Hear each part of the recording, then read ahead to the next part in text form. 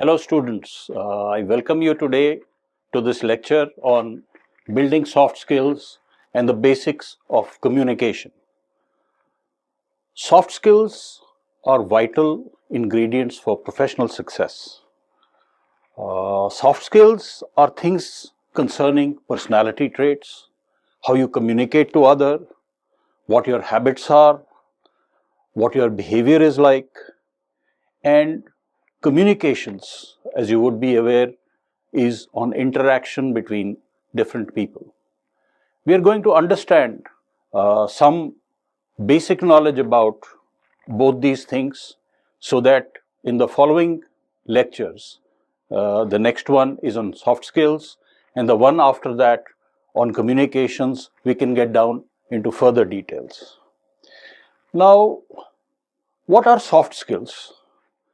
Let me first differentiate between soft skills and hard skills. Hard skills are of the nature where you utilize capabilities known to you. For example, if somebody asks you to solve a mathematical problem, then the knowledge about mathematics and how you solve that problem using that knowledge is considered to be a hard skill. Similarly, any technical skill or any technical expertise, professional expertise, when put into play, that will become the hard skill. But we humans just do not live our lives just based on hard skills. There are a lot of soft skills which are put into play. These relate to several factors, and I'll list them out for you today. The first one is emotional intelligence. I'll go into little detail about these things today also so that you understand what they mean. The second concerns your self-esteem and self-image. Now, there are two important other skills which are essential for good professional life. These are time management and stress management.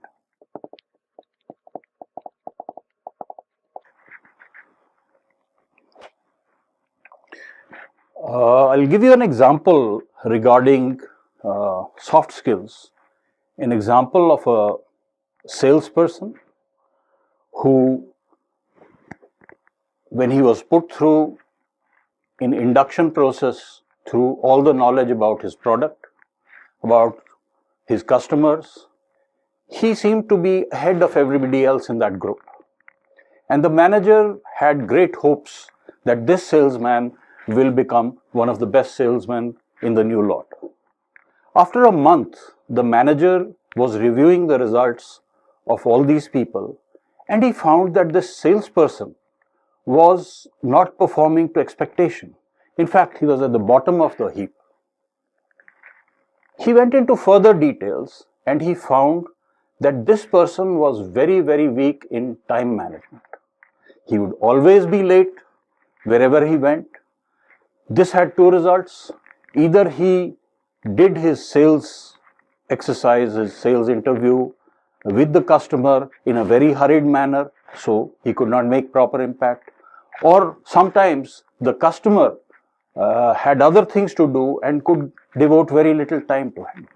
Once this salesman understood the importance of time management and how to manage his time, then he started using those skills, that soft skill of time management, and he became a very good salesman. Also, you must remember that one of these skills, like time management, if you are poor in that skill, it will cause stress.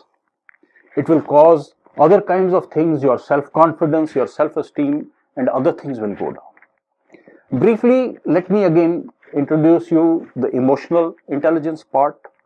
We are creatures who have feelings.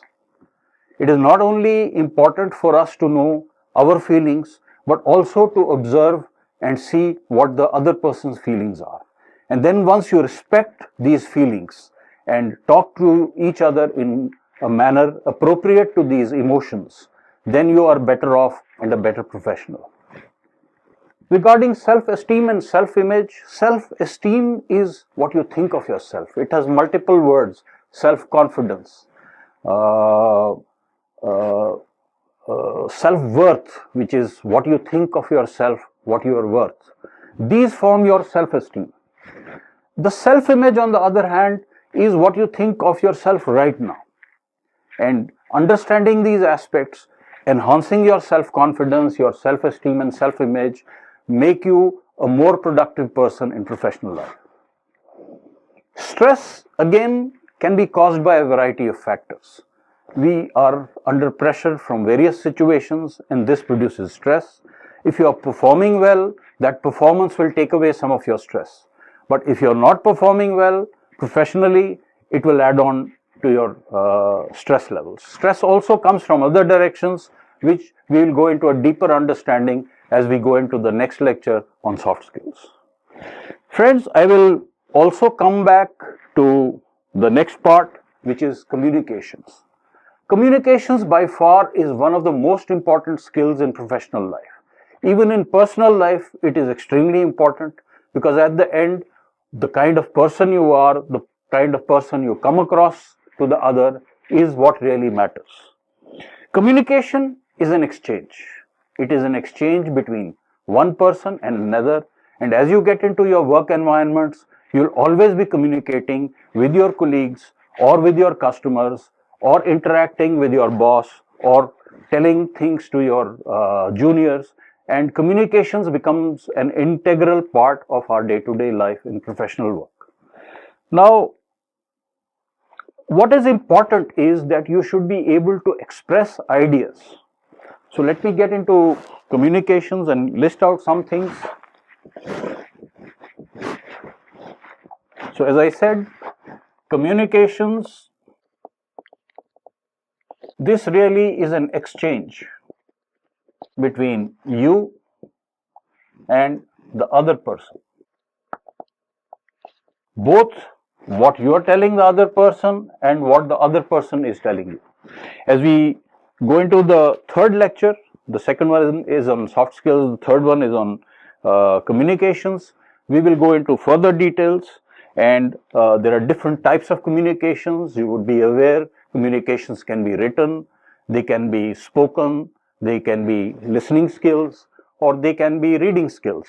Also, there is a fifth skill which we will tell you as we go into the further detailed lecture.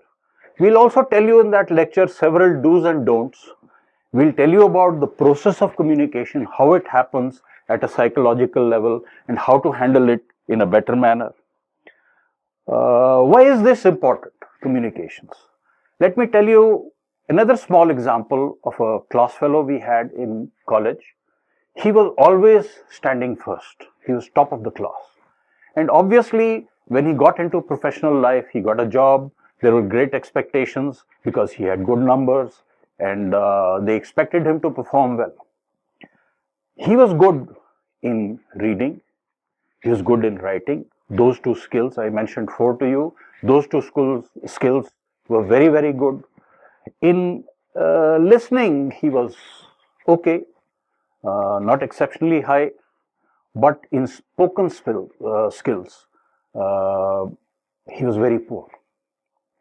And again, with this person, when he joined the job, great expectations, and he did not perform up to expectations.